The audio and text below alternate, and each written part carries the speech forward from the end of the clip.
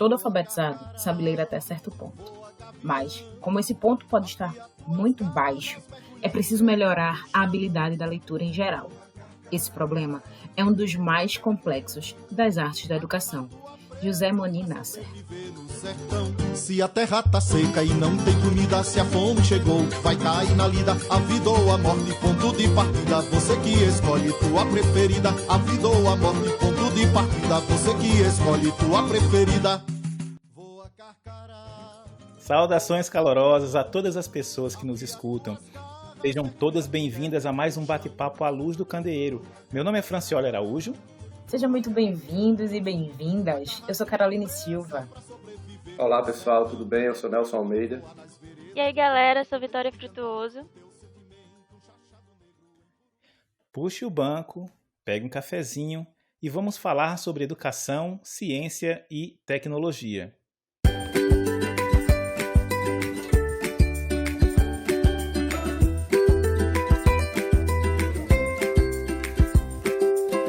Para quem ainda não sabe, os episódios do nosso podcast estão disponíveis nos principais agregadores: Anchor, que é quem faz a nossa distribuição, Apple Podcasts, Spotify, Deezer, Google Podcasts, Breaker, Pocket Casts e Rádio Public.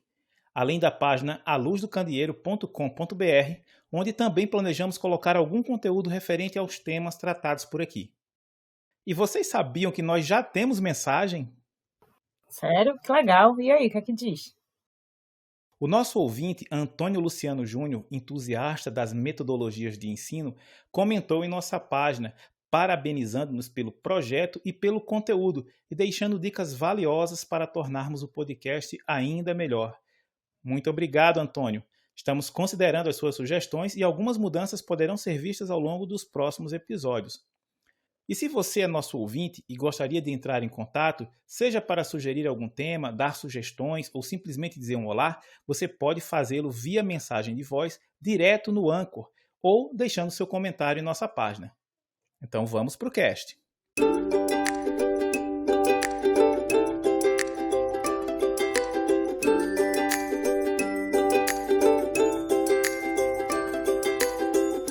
Para começar o episódio de hoje, vamos fazer de conta que eu sou um professor e vou fazer umas perguntas bem capciosas para todos vocês.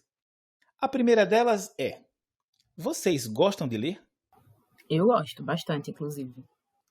Gosto muito de ler. Eu adoro ler, ler tem sido a minha vida desde então, ler e escrever.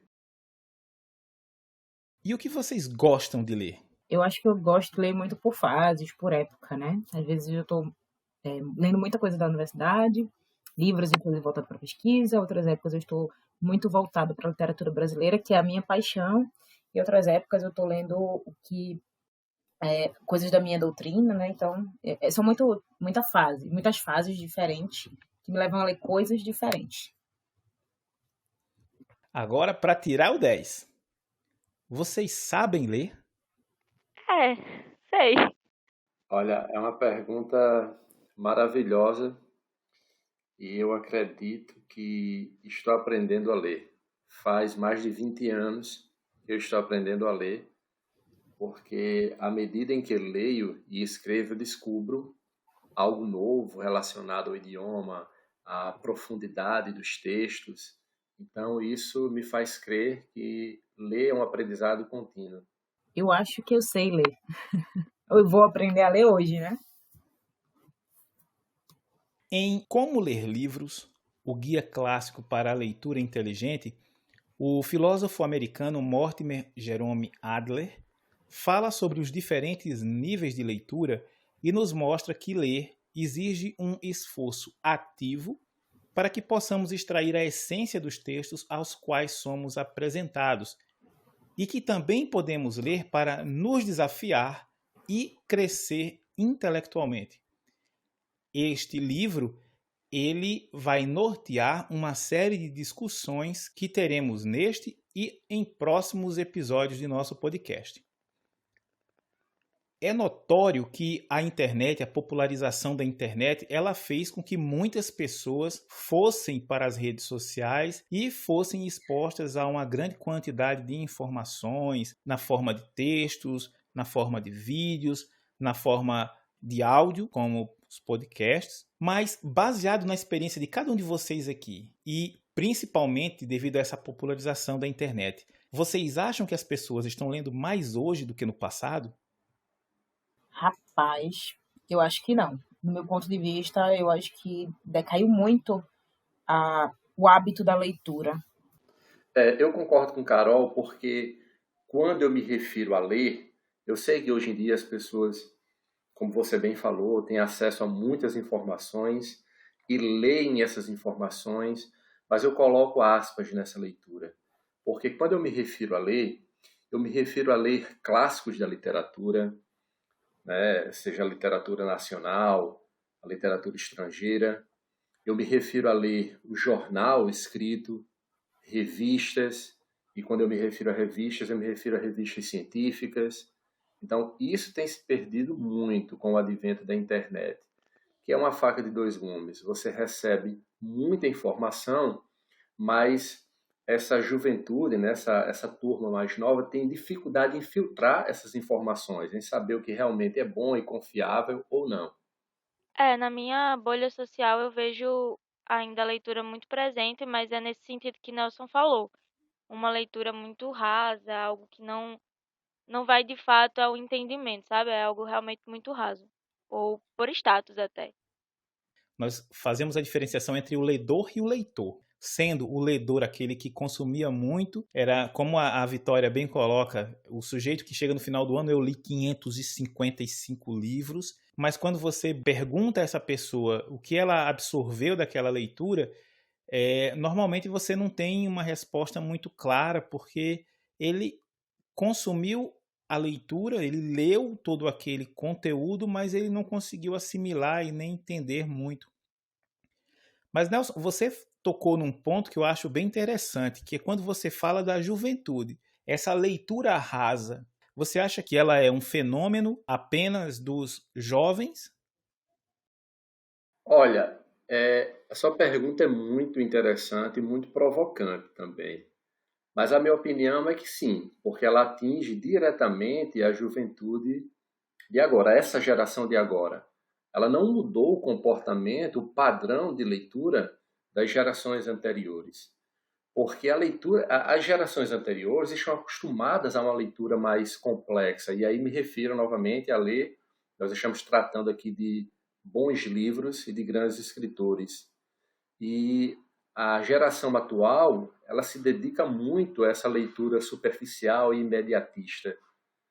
E esse tipo de leitura não agrada aquelas pessoas que foram acostumadas a ler Machado de Assis, Camões, Dostoiévski, Tolstói e assim por diante.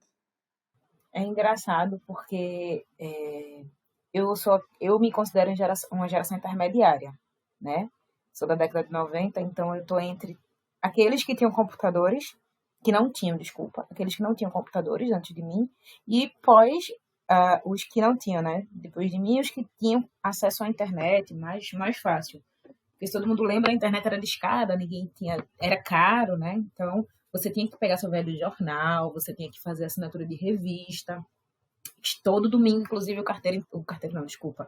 O rapaz entregava o jornal lá na porta, jogando e o cachorro rasgava. Então era engraçado. Que a gente esperava todo domingo, naquele mesmo horário, o rapaz da revista e do jornal que meu pai assinava.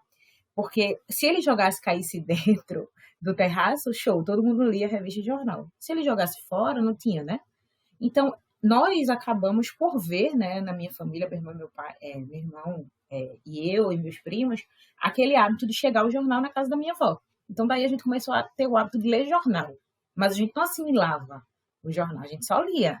Mas sabia que ia chegar alguma coisa pra gente ler todos os domingos. Então, a postura é diferente, porque quem vem depois, que não tinha o jornal chegando, né, no seu terraço, é tudo na palma da mão, como você mesmo colocou e o Nelson falou aí. E na palma da mão tudo é mais difícil, porque tudo chega muito imediato. E daí a gente não sabe o que é que a gente lê, o que é que a gente não lê, o que é que a gente assimila, o que é que a gente só junta as palavras, não é? O que é um fato bem interessante, né? É lógico que quando eu fazia a leitura desses jornais, e a gente inclusive faz a leitura de muitas de muitos noticiários ainda hoje, nós ficamos muito naquela. Eu hoje me pego pensando se esses textos eles têm um aprofundamento que me obrigassem a pensar, a entender a coisa, né?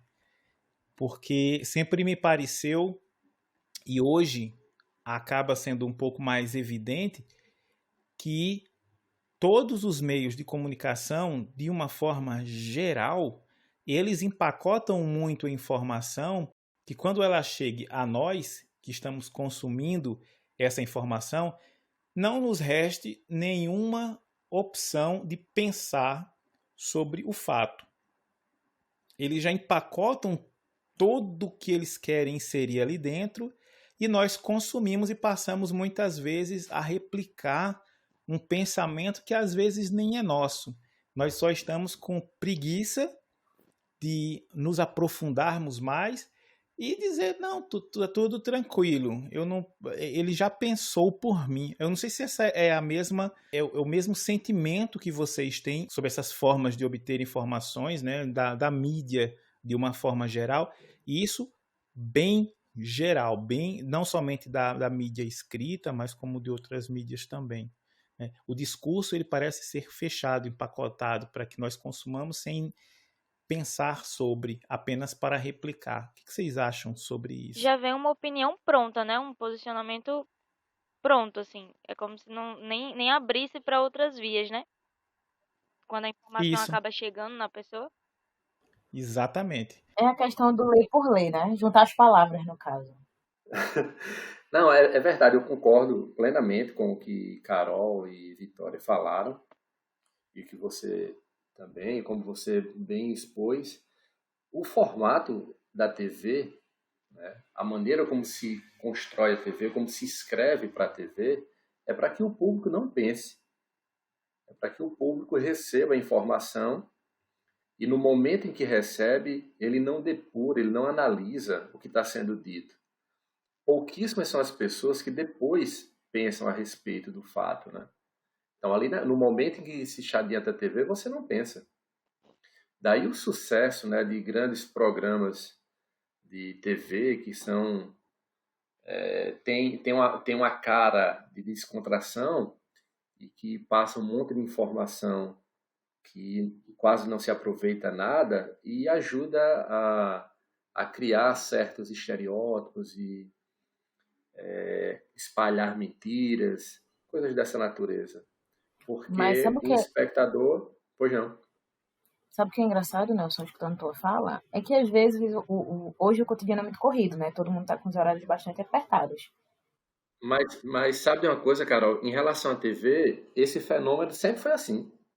Não mudou nada em relação à TV. A TV perdeu um pouco de espaço, né, um pouco do público, mas ela não fez nem tanto esforço para se adaptar agora, depois do advento da internet. Ela continua com um formato praticamente igual de quando surgiu.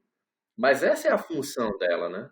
É verdade. E assim também, é que as pessoas hoje também querem, é como o Vitória colocou lá no início, né? E você também. As pessoas querem respostas muito imediatas. Elas só querem saber do fato. Elas não querem se informar sobre. Então, o primeiro veículo que ela vê que possa fornecer aquela dado o fato para ela, que ela possa replicar de forma pronta, só para dizer que ela sabe do que aconteceu, acho que isso conta muito hoje. Eu tenho a impressão que alguns autores estão escrevendo livros para se encaixar nessa dinâmica. São palavras, Perfeitamente. são palavras prontas e são palavras de afirmação, tipo assim, seja foda, faça Aham. isso, sabe? Menina, eu tenho esse livro, vice, não fala assim não. Enfim, são É a ideia, né? É a ideia. são palavras de afirmação, assim, sabe? De comando, né? Sim. E é tudo Aham. muito raso, eles não explicam o porquê daquilo, não faz você pensar, sabe? De fato, é algo só jogado, você consome, é isso, e continua a sua vida sem agregar muito. A gente tem um fenômeno interessante que eu não sei se vocês já experienciaram isso, né? que está muito relacionado a, por exemplo, você faz parte de um grupo do WhatsApp, de uma conta comercial, por exemplo, sei lá, uma pessoa que faz um bolo e aí ela manda uma mensagem, ela coloca lá uma mensagenzinha, olha, faço bolos de ovos e de cenoura. Entrego às segundas, quartas e sextas. Ela coloca aquilo ali e você começa a ter várias mensagens perguntando: você faz bolo de chocolate? Você faz bolo de aniversário? Você entrega na terça? A pessoa, na mensagem, ela disse o que ela vende e como ela entrega. Começa a ter pessoas perguntando coisas que fogem do conteúdo que está na mensagem.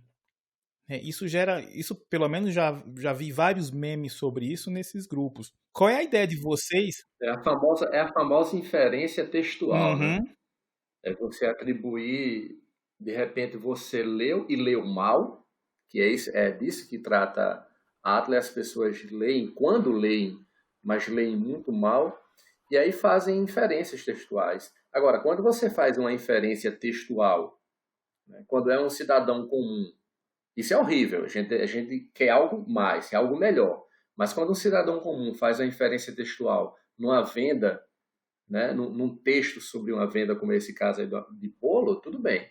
Agora, quando um juiz, um promotor, um advogado faz uma inferência textual equivocada, do ponto de vista jurídico, isso é muito danoso, né? Porque você decide a vida de alguém. uhum. E pegando o gancho aí de Francioli, falando um exemplo bem prático, né, que eu trago para quem estiver ouvindo a gente, o que você pode fazer para provar isso, né, que essa coisa de ler e ouvir é diferente para diversas pessoas. Se eu pegar um texto e entregar para três pessoas diferentes, o mesmo texto, uma coisa curtinha, feito o exemplo que o Francioli deu aí agora. Então você pergunta a pessoas, não deixa que elas vejam a resposta umas das outras. Pode ser totalmente diferente uma da outra. Então você vai dar essa frasezinha para essa pessoa ler e logo em seguida, quando ela terminar, você pergunta: e aí, o que foi que você entendeu da leitura? Você vai ter três pessoas tendo três reações diferentes. E uma das que eu posso falar aqui é a pessoa que leu rapidamente só para ler por ler, né? Então ela vai reler para poder te responder. A segunda pessoa é aquela que já tem uma opinião pronta porque ela viu em algum lugar, então ela resgatou lá na memória e te respondeu. E a terceira pessoa é aquela que vai tentar te explicar de alguma forma. Então são três pessoas com diferentes possibilidades de respostas. Daí a gente pode também estender, se eu estiver falando algo incorreto, por favor, me corrijam. Essas três pessoas diferentes pode ser cada um de nós. No momento que a gente vai ler um livro, no momento que a gente vai ler um artigo, seja lá o que for que a gente estiver lendo naquele momento. A primeira a gente vai só juntar as palavras, a primeira vez que a gente lê o livro. Daí a gente pega e, não assimilei muito bem não. A gente dá um tempinho, aguarda e retoma. Faz uma segunda leitura daquele livro. Da segunda a gente já tinha juntado as palavras. Então, a gente agora vai começar a guardar alguma coisa, assimilar, pensar em alguma coisa. E a terceira vez, a gente vai começar a explicar e entender o que foi que o autor quis passar para a gente com aquele livro. Então, é muito interessante a arte da leitura, né? A questão toda do ler, porque não é só apenas você juntar as palavras. Então, eu queria saber se vocês também acham dessa forma. Eu fiquei pensando e repensando nisso, porque eu já cheguei a ler vários livros, várias vezes. Carol, isso é maravilhoso, porque você entra numa discussão que é muito interessante, não só do ponto de vista da leitura em si, mas de quem escreve. Os grandes escritores não escrevem para as pessoas. Eles não se preocupam com o público. Eles se preocupam com a arte. Eles se preocupam com a arte de escrever. Uhum, Então, perfeito. o uso de técnicas para contar bem uma história, essa é a preocupação. Se depois de pronto as pessoas vão gostar ou não, tudo bem. Isso é uma outra história. Mas no momento da criação, você não pode se prender a esse rótulo de ficar escrevendo. Como é que vão gostar? Porque quem faz isso é o escritor pequeno, que como Vitória falou, que tem uns escritores surgindo, escrevendo textos assim para agradar o público, é meio que determinado e guiado pela mídia. Então, no momento em que você lê um livro, que é o que você falou, de ler um determinado livro, e cada leitor ter uma interpretação diferente, isso é verdade porque isso se entrelaça com o conhecimento que cada um tem do mundo, das leituras que cada um fez, né? Se você lê uma obra, por exemplo, de Victor Hugo, mas se você também leu Dostoiévski, se você também leu Tolstói, se você leu Cervantes, talvez você tenha uma compreensão muito mais ampla do que quem só leu A Turma da Mônica. É verdade. Eu lia A Pantera Cor-de-Rosa. Cada um no seu mundo. Isso é muito bom. Isso é muito bom, né? Não, Depende mas da fase, né? A iniciação à leitura realmente tem que ser Mas, Tem que Nelson, ser por sabe uma aí. coisa que eu acho interessante? Que mesmo a Turma da Mônica, mesmo a Pantera Rosa era o que rosa? Que eu nem sei. Não sabe quem é a Pantera Cor-de-Rosa? A Pantera Cor-de-Rosa. Enfim, triste, né, menina? A pessoa vai ficando na idade que já vai esquecendo os nomes. Então, mesmo sendo um É outro, complicado. eles trazem uma bagagem muito forte. Aí é que tá. A gente acha que é para criança, mas naquele momento é para criança porque a criança tá aprendendo as figurinhas e tal. Mas quando a gente relê aquilo, hoje, se você pegar um gibi da Pantera, do Turma da Mônica, de um outro desses, você vê o quanto ele traz de sociedade, uma carga de sociedade nele entrelaçada, sabe? E muitas vezes quando a gente lê a fundo, chega a ser impactante, sabe? Porque você faz, eu nunca tinha observado isso. E de repente tá lá na sua cara escancarado, inclusão social, né? A questão de incluir seus amiguinhos, de não ter preconceito. Então, eu sou fã da Turma da Mônica, então por isso que eu puxo muita sardinha. Porque a leitura social dele é incrível, eu acho. Tem um Perfeito. livro que foi assim na minha vida também, que acho que não sei se vocês já leram, que é Meu Pé de Laranja Lima, do José Maurício Sim, sim, Vasconcelos. sim.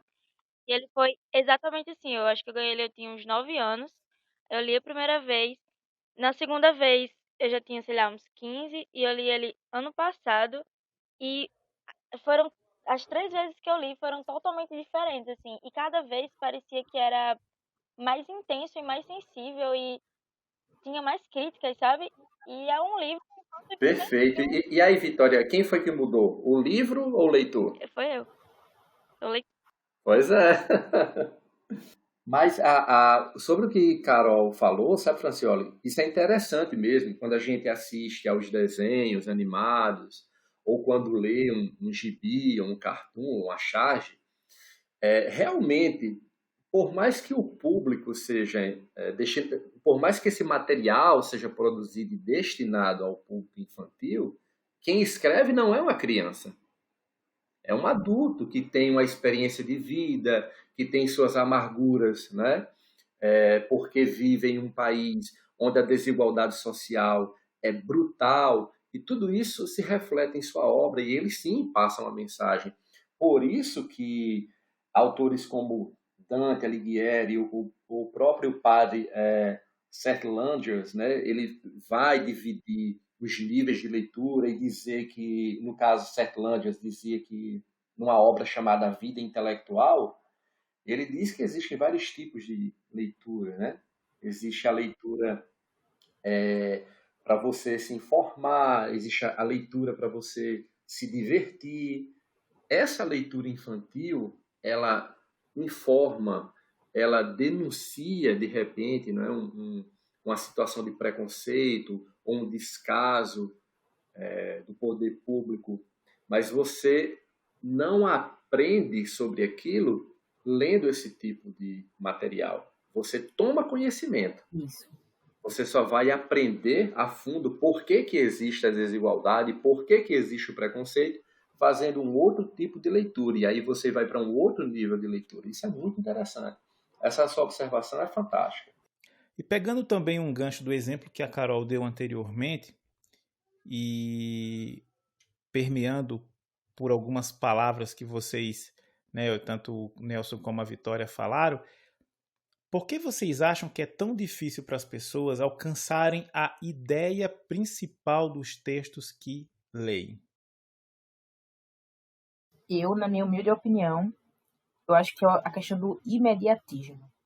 Eu já quero ler e entender tudo que eu li naquele momento. E isso é difícil, porque em uma conversa fora daqui, né, com o Nelson e você, Franciola, a gente, e até a Vitória mesmo, eu lembro, colocou que precisa se estudar, né?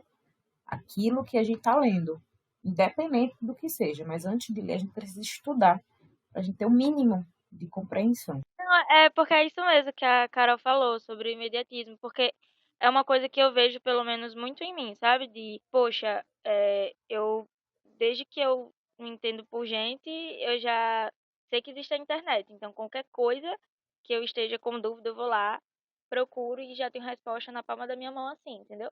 Então, quando eu me deparo com um texto ou com um livro, um artigo, alguma coisa assim, um pouco mais difícil, eu já fico, ok, resenha do livro aqui na internet, vamos saber o que. E você não consegue, de fato, mastigar tudo que o autor tá querendo dizer, sabe? Então é essa fala de. É a pressa de você querer entender logo tudo, ter tudo nas suas mãos rápido e como se o mundo tivesse, sabe, com pressa. Nelson, antes de você falar, eu vou até pegar um gancho aqui já do que a Vitória falou aí. Eu acho que também parte um pouco pela inferência. Porque muitas vezes a gente vai buscar na internet, isso é um fenômeno agora bem recente, né? Porque na minha época, quando a professora pedia para que nós lêssemos um livro e fizéssemos uma resenha, nós não tínhamos a internet para recorrer. Então, essas resenhas elas não estavam tão fáceis, tão disponíveis tão facilmente. E aí, muitas vezes, eu vejo que as pessoas elas acabam inferindo coisas no texto quando estão resenhando, que nem sempre é exatamente o que o autor quis dizer com aquilo. Inclusive, a gente tem alguns casos aí de obras em que o autor ele voltou e disse, não, eu não quis dizer isso. Vocês estão inferindo coisas aqui na minha obra, mas não quis dizer isso. O que você acha, Nelson, baseando-se também no que a Vitória falou, sobre essa questão do imediatismo, a Carol também pontuou isso, se eu preciso encontrar uma obra que eu tenho dificuldades em ler e entender, eu procuro uma resenha sobre ela, e muitas vezes essa resenha ela vem com um problema, porque quem resenhou não entendeu o texto também. E aí você começa a ter reproduções sucessivas de erros em relação àquela obra. Esse assunto ele é complexo porque quando a gente fala em inferência textual, a inferência quase sempre ela é danosa. Agora, você precisa analisar onde a inferência está sendo feita, em que tipo de texto. É um artigo científico? É um romance? Do que se trata? Você fez a inferência, é num poema? Porque, veja só, é muito complicado, muito restrito se fazer uma inferência no artigo científico. Porque o artigo científico ele traz o método, né? Ele mostra como o pesquisador fez o trabalho dele, mostra os resultados. Então, fazer uma inferência equivocada num artigo científico é assinar um atestado de que você realmente não passou do primeiro nível de leitura. Porque os dados estão lá. O roteiro, o caminho como foi feito também está ali. Agora, fazer uma inferência textual num poema nem sempre é ruim. Uhum. Porque quando você escreve um poema ou uma música, que é um outro gênero literário, é muito comum as pessoas fazerem inferências, né, partindo do ponto de vista subjetivo, né? Porque trazem aquilo para a própria vida, para as próprias experiências. E nem sempre a maneira como o ouvinte ou o leitor interpreta tem a ver com a intenção original do autor. Mas se essa inferência ela não prejudica a obra, não tem problema. Você escreve um poema, de repente você escreveu um poema num momento de tristeza profunda. E a pessoa que leu o poema estava passando por uma fase maravilhosa da vida. E ela enxerga aquela escrita noutra perspectiva, uma perspectiva de mais positividade, né, de maior alegria, e não foi bem isso que o autor quis dizer. Mas não tem problema, essa inferência ela está no campo da subjetividade, trazendo para a interpretação a partir do que o leitor está vivendo. Aí não tem problema. Agora, quando você faz a interferência numa obra, num romance, como, sei lá, escrito por Machado de Assis, João Baldo Ribeiro, não importa, qualquer escritor, e isso altera o entendimento da obra, aí sim é prejudicial, porque o autor de um romance, que é uma estrutura mais complexa, né, com muitas personagens, um enredo bem mais complexo, tem que se levar em consideração o que realmente o autor disse. Não é o que ele quis dizer, é o que ele disse. E para isso, exige-se um nível de leitura maior, pesquisas da época, em que momento ele escreveu, como estava o país, o ambiente em que ele estava vivendo, né, do ponto de vista social, político, religioso, para que você tenha uma compreensão da obra. Aí realmente não se admite esse tipo de inferência, não. E só para complementar o que você falou, é até possível que sejam feitas inferências ao texto de um artigo científico quando o autor gerou no texto ambiguidades, não é? E aí já não é um problema do leitor, mas da forma como o artigo foi escrito que acabou gerando margem para que houvesse essas inferências. Isso. Claro, aí é uma falha do escritor, que também é um mau leitor. Né? Porque se você gera duplo sentido no texto que escreve, é porque você interpretou mal aquilo que leu antes de escrever. Uhum. Perfeito. Então, e aí, vamos avançar um pouquinho, vamos avançar mais um pouquinho e vamos levar para uma outra situação aqui, né? Já que a gente faz leituras para entender, normalmente nós fazemos, ou algumas pessoas usam uma técnica das anotações. Então anotam, estão lendo um texto, vão fazendo anotações. É isso que acontece com vocês? Vocês costumam fazer anotações quando estão lendo para melhorar ou para separar ali aquilo que vocês não compreenderam e de repente facilitar o entendimento? Olha, Francioli, eu geralmente, na primeira vez que eu leio qualquer texto, eu não anoto nada, porque eu estou lendo mais a nível de me informar mesmo sobre o texto, tá? Principalmente artigo acadêmico, né? Eu vou direto lá nos resultados, na metodologia, para ver se tem o que eu quero, se não tiver, pulo para o próximo. Se eu conseguir entender alguma coisa da metodologia, eu vou e leio mais uma vez. Aí, a partir da terceira vez, eu começo a fazer minhas anotações, do que me instigou a reler aquele material, os pontos que para mim estão em aberto, pode ser melhor analisado. E isso vale para artigo científico e para livros, tá? E o que me inquietou, sabe? Mas eu nunca consigo ler de primeira e dizer para você, ó, tá maravilhoso. Não, eu sempre vou ler 2, 3 vezes para começar a anotar e começar a assimilar alguma coisa. Uhum. Vitória, que é super jovem, deve arrasar na leitura aí. Sobre isso de anotar, depende muito da leitura que eu estiver fazendo. Porque dependendo da leitura, geralmente, se eu me propor a ler um livro, eu vou estar muito empolgada. Então, geralmente, eu já anoto logo de primeira. E já na segunda, terceira leitura que eu vou fazendo, tipo, tirando que eu vi que já entendi que não é tão necessário assim, ou anotando mais coisa. Agora, em artigo científico é que eu tenho mais cuidado, eu só vou anotar lá para terceira vez mesmo. Terceira leitura eu começo a anotar. Sim, é verdade. Eu concordo com o que Vitória falou. Isso depende muito da obra, né, que você está lendo ali no momento. Se for um livro ou um artigo mais complexo, requer inúmeras leituras. E no meu caso, né, isso varia muito de pessoa para pessoa, né? Não há uma regra específica. Eu sempre leio, quando eu me deparo com a obra complexa, eu sempre a leio 4 ou 5 vezes, né? Dependendo da obra. E aí, a partir da terceira leitura, é que eu começo a fazer anotações. Legal.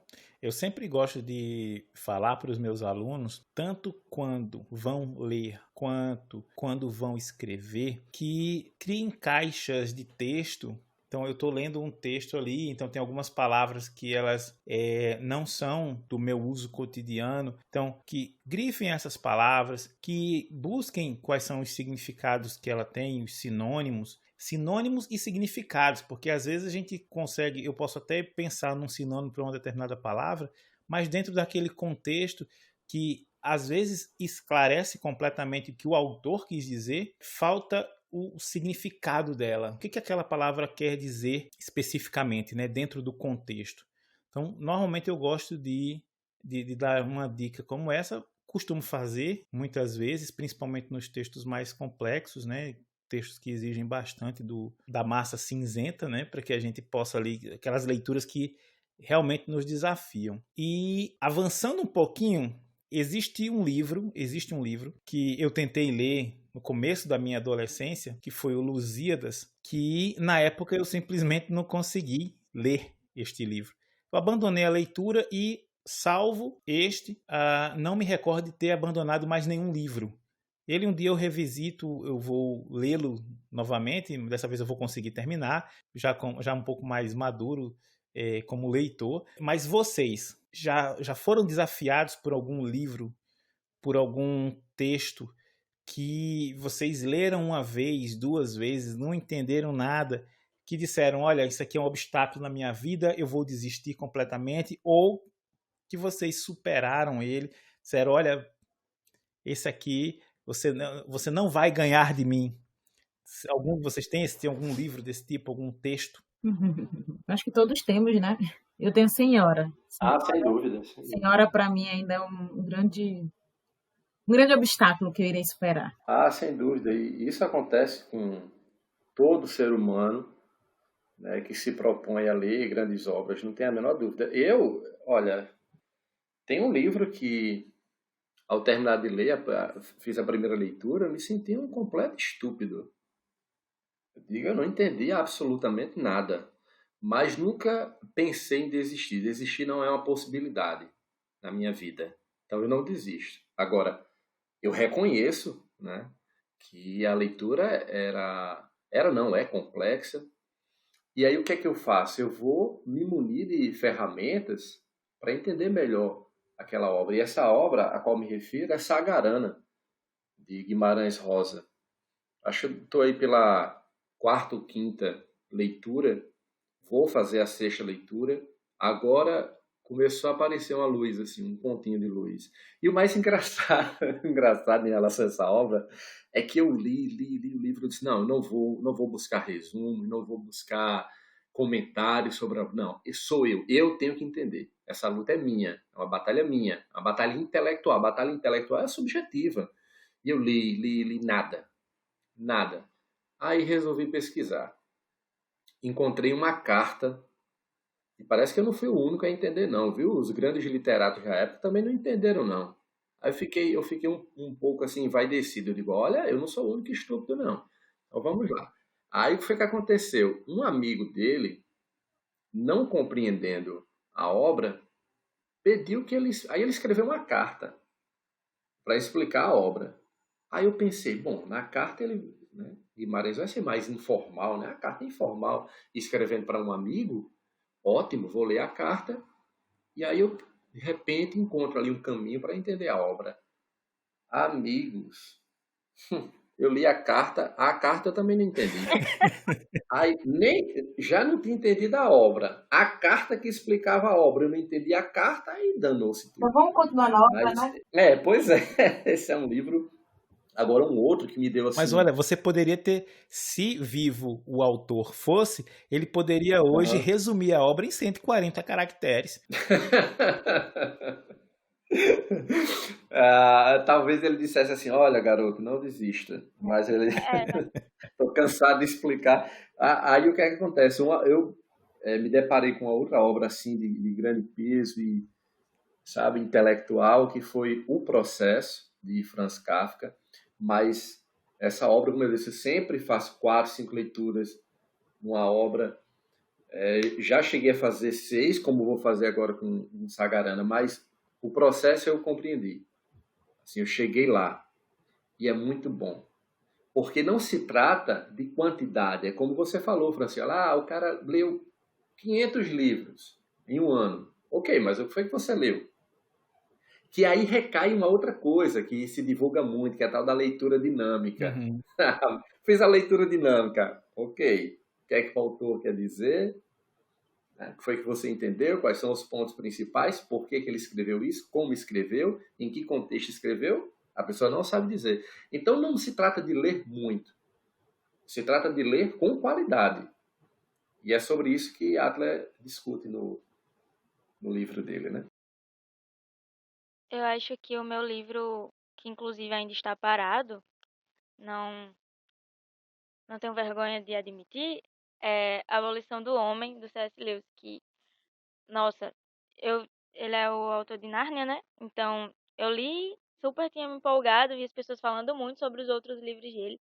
Já tinha lido 2 outros livros dele, mas eu comecei esse, eu comecei a ver, sabe quando você tá lendo e você sabe que tem muita coisa o livro, que ele tem mais pra te oferecer, mas que você tá entendendo, sei lá, 10%. Se você tá entendendo 10% ia ser muito. Aí eu acabei desistindo. Acho que talvez por pressa, talvez depois eh, eu volte. Acho que o mais importante nesses desafios literários, em termos de entendimento, né, da obra, é realmente você se deparar com algo que seja difícil, mas não se assustar demais com o desafio. E, caso naquele momento ele seja grande demais para você, que você retorne um pouco mais maduro para poder entender, não é, a leitura. Acho que muitas vezes a gente pode interpretar essas leituras como batalhas. Então, muitas vezes a gente vai para o campo de batalha e a melhor estratégia é se retirar, buscar mais conhecimento, entender melhor o terreno onde a gente está pisando e retornar depois munido de mais informações, de mais bagagem para poder vencer esse inimigo que é a falta do entendimento sobre a obra, sobre o que o autor quis colocar ali. Mas a gente falou algumas coisas aí, né, vocês colocaram em alguns pontos que liam para se informar, ler para entender. Tem diferença nisso? Tem uma diferença, né, assim. É, porque informar, você sabe que... Se informar, você sabe que o fato existe. Então, você sabe, sei lá, que o céu é azul. Você se informa disso, sabe que isso é um fato. Mas entender, você vai esclarecer, você vai eh, digerir esse fato. Então você vai saber o porquê, quando, como acontece, sabe? O que isso implica, o que isso muda talvez na sua vida, na vida de outros.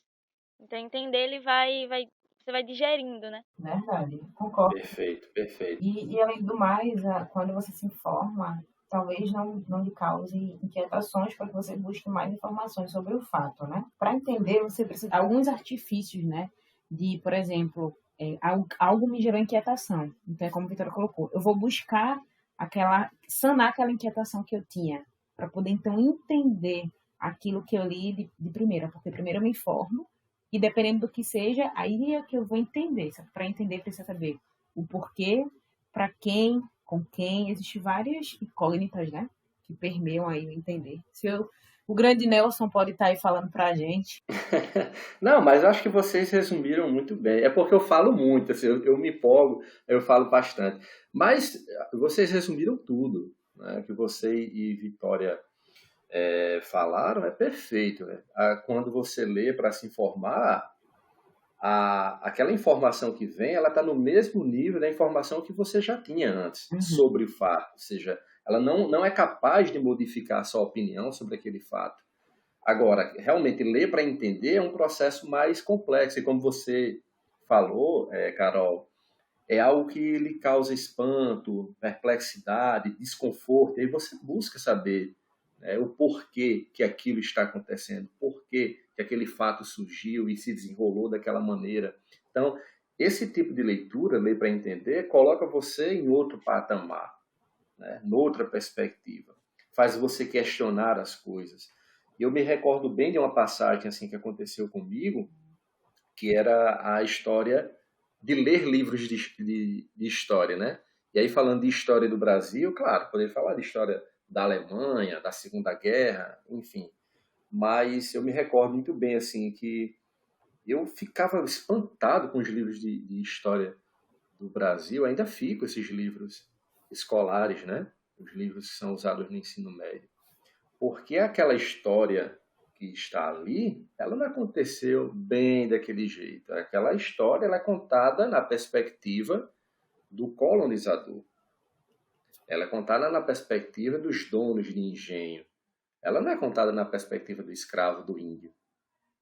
compreende? Ela é Sim, contada na perspectiva do europeu que chegou aqui, verdade. né, e que não descobriu nada, porque aqui já existiam os índios. E aí eu me lembro de, algum tempo depois, quando eu tinha 15 anos, li essa obra pela primeira vez, aí lembrei agora do que Vitória falou, porque eu li essa obra quando eu tinha 15 anos e li depois quando eu tinha 34 anos, né? E aí a visão é totalmente diferente, que é uma obra chamada Viva o Povo Brasileiro. Recomendo, é de João Paulo Ribeiro, e ele, embora o próprio autor admita, né, que não queira discutir a história do Brasil e esses líderes, mas ele traz ali sutilmente, em algumas personagens, uma discussão sobre a colonização do Brasil. Mas quem fala sobre isso é um negro. E é muito interessante, porque há um choque entre o que ele diz e o que é ensinado nas escolas. É muito bom isso. Essa é a leitura para E outra entender. coisa que eu lembrei aqui é que não necessariamente para você entender você precisa de mais informação, mas aquele fato que você já conhece, Isso. você só precisa destrinchar um pouco melhor, você precisa mastigar um pouco melhor. Falo isso Perfeito. porque isso era um problema e é um problema ainda que eu tento, né, parar, porque eu pego algo, vou pesquisar sobre alguma coisa e por vezes eu ficava pesquisando e eu tinha uma pasta de informações e acaba que ficava tanta coisa que eu não sabia de nada no final, sabe? Então era bem mais simples eu pegar uma coisa e mastigar ela e assim eu ia em outra, ia passando por etapas, sabe? São fases mesmo, são etapas. Perfeito.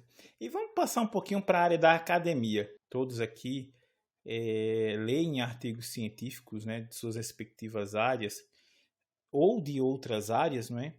A minha pergunta é: esses artigos que vocês leem, eles costumam trazer mais informações ou esclarecimentos?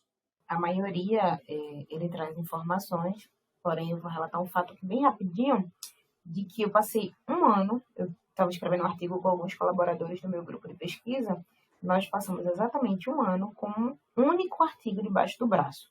E eu dormia e acordava com esse artigo, minha gente. Por quê? Porque ele provocou tantas inquietações, ele abriu espaço para tantas perguntas, que ele foi extremamente esclarecedor para o que a gente estava fazendo. Então, quando a gente foi um achado, sabe aquela luz no fim do túnel que a gente já nem pensava que vinha mais? Foi esse artigo. E daí a gente passou um ano debatendo em cima dele, o que é que ele podia melhorar, porque tinha muito a ver com o nosso, o que é que o nosso estava parecido, o que não estava com o dele, porque foi publicado. Enfim, foi uma série de coisas que nos ajudou grandiosamente a poder publicar o nosso, sabe? Então, eu acho que se todo artigo fosse daquele nível, acho que a gente ia ganhar muito. Mas, na minha opinião, a maioria é só para trazer mais informações mesmo. Pra mim depende da área, assim, tipo, existem áreas dentro da minha área que eu já tenho um conhecimento a mais sobre, já tenho um entendimento melhor sobre, então algumas coisas vão ser só informações mesmo, como outras vão ser realmente esclarecimentos. Mas no geral, assim, resumindo, é mais informações. No meu caso também. Na maioria das vezes, eu percebo que os artigos trazem mais informações. É aquela história, mais do mesmo, né? Dito de uma maneira diferente, com uma outra roupagem, com outras palavras, mas a essência é a mesma. Então, por quê? Porque o esclarecimento ele é bem diferente, né? O esclarecimento ele só ocorre, isso na minha opinião, é quando você entende o que o autor escreveu e você também sabe o que ele quis dizer com o que escreveu e por que ele escreveu o que escreveu. Então, isso é o esclarecimento. Isso só acontece quando você vai na dita fonte primária. Isso serve para qualquer gênero literário, sabe, Francioli? Seja para o romance, para o artigo científico, publicado em revistas especializadas ou em revistas de grande circulação, não importa, na música também, em qualquer gênero, é você saber a fonte primária da coisa. Se vocês me permitirem, eu posso citar um exemplo muito rápido sobre isso, dessa história da fonte primária. Não sei se eu posso... Isso é uma coisa que a gente vai fazer com mais profundidade quando for discutir literatura, música, enfim. Homem, mas se aveste, vai-se embora logo. Posso? Tá, beleza. É porque, por exemplo, eu li uma vez uma música de Chico Buarque que ele diz assim, ele inicia a música dizendo assim, o nome da música é Até o Fim. E ele, logo no início ele diz, quando eu nasci, veio um anjo safado, o chato de um querubim, e decretou que eu estava predestinado a ser errado assim. Já de saída a minha estrada entortou, mas vou até o fim. Aí eu, poxa, que bacana. Só que depois, lendo Adélia Prado, ela diz, aí o poema dela é Com Licença Poética, aí ela diz assim, quando eu nasci, um anjo esbelto, desses que tocam trombeta, anunciou, vai carregar bandeira. Aí eu cargo muito pesado para a mulher. Eu digo, poxa, peraí, mas qual é a fonte disso aí, né? Aí a fonte era Drummond, que ele diz também, né, que quando eu nasci, um anjo, agora esqueci, que ele diz assim, vai ser gauche na vida. Então, os dois beberam nessa fonte. Isso é o entendimento. Porque quando eu li Chico e depois Adélia Prado, eu fiquei, peraí, quem copiou quem? Os dois copiaram Drummond, entendeu? Então, o entendimento é nesse tipo de leitura. Aliás, o entendimento, o esclarecimento, não só a informação. Perfeito. Agora vamos para uma pergunta para fechar nosso episódio de hoje. O que devemos fazer para dominar a arte de ler? Difícil, hein? Mas Difícil. eu acredito que primeiro a gente precisa estudar um pouquinho, estudar o nosso comportamento em relação à leitura, o que a gente está fazendo que a gente não está alcançando o objetivo, né? Como diz uma palavra que eu não gosto muito, que muitas pessoas usam, é fracassando, né? Eu acho que é muito forte e às vezes ela impacta um pouquinho. Porque a gente está fracassando na leitura. Então vamos ver como é que está nosso tempo, vamos pensar no que a gente podia para melhorar o hábito, né? Então, acho que a paciência é uma virtude e o estudo também agrega. Teve um grande homem que me falou uma vez, eu estava numa situação bem ansiosa, ela olhou assim pra minha cara, foi José Ivan, ela olhou assim pra minha cara e fez, não tenha pressa, tenha objetivo.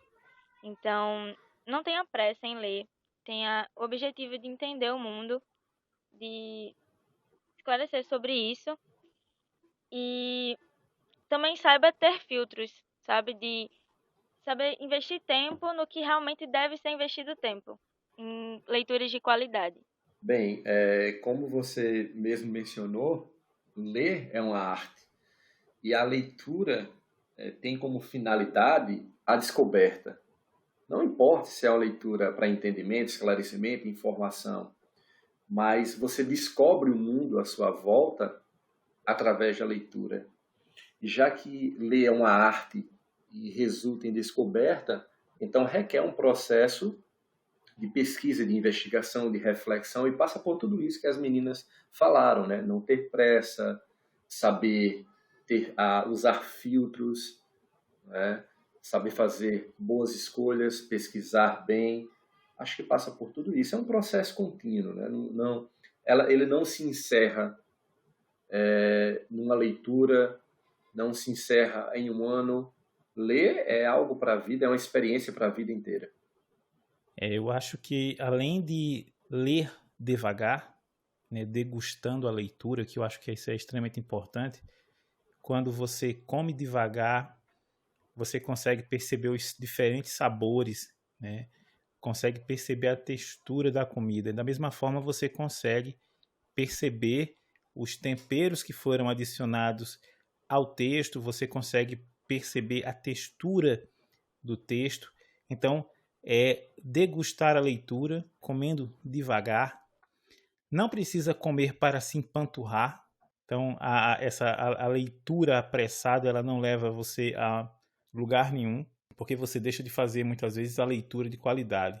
E, evidentemente, no meu entendimento também, a gente precisa variar os sabores, os gêneros literários, alternar muitas vezes esses tipos de leitura, que são leituras mais amenas, né, por leituras mais desafiadoras, que nos façam realmente pensar, que nos tirem da nossa zona de conforto, que nos façam imaginar, né, de repente ali, o que o autor realmente quis dizer com isso, em que situação esse texto ele foi escrito.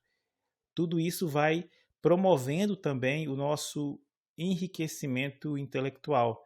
Então, novamente, né, resumindo, ler devagar, degustar a leitura, deixar-se experimentar outros gêneros, outros sabores e fazer leituras desafiadoras, para que você se sinta desafiado e para que você possa evoluir. Pessoal, o papo tá bom, mas o querosene tá secando e a garrafa de café já tá vazia. Nós ainda temos muito a falar sobre Mortimer Adler e sobre os níveis de leitura. Eu gostaria muito de agradecer a companhia de todos vocês que sentaram-se à luz do candeeiro para bater mais esse papo gostoso e principalmente aos nossos ouvintes. Na descrição do episódio, na nossa página, vamos deixar links para as nossas redes sociais, os nossos contatos do LinkedIn. E lembrando que na descrição do episódio, nem todos os agregadores conseguem apontar para as referências deixadas. Se você gostou do podcast, considere nos apoiar, divulgando nosso trabalho em suas redes sociais, nos grupos do WhatsApp, da família, com os amigos, grupos de pesquisa, enfim, com todas aquelas pessoas que gostam de educação, ciência e tecnologia. Mas é claro, você também pode compartilhar com aquelas pessoas que ainda não sabem que gostam. Então, um forte abraço e até a próxima. Não esquece, próxima semana tem mais e nós estaremos aqui, esperando por todos vocês. Até mais, pessoal. Nossa, foi um prazer enorme estar aqui. Muito obrigado pela oportunidade e até a próxima. Tchau, galera. Foi muito bom o papo e até a próxima.